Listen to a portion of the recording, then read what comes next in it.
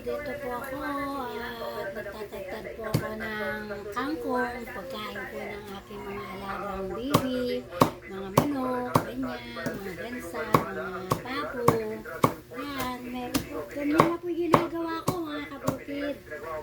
Para may pagdagdag sa mga manok ko, mga baby, sa mga pabo. Kung gusto po nila ito, yung tinatagtad ko na ito mga kabukid. Yan ang ginagawa ko sa pagkain nila. Tapos lagyan ko po siya ng konting pigs at saka konting dara. Okay na po yun sa nila.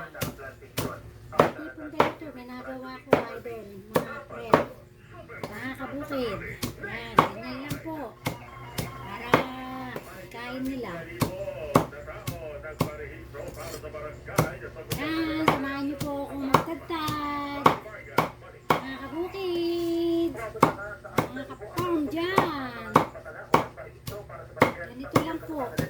Para tayo ay makatipid sa kanila.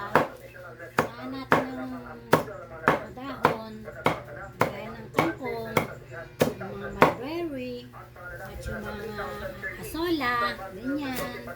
Then yung mga madre de agua. Yan po. Sige po mga kabukid. At ako po ay magtatagtad pa. Bye!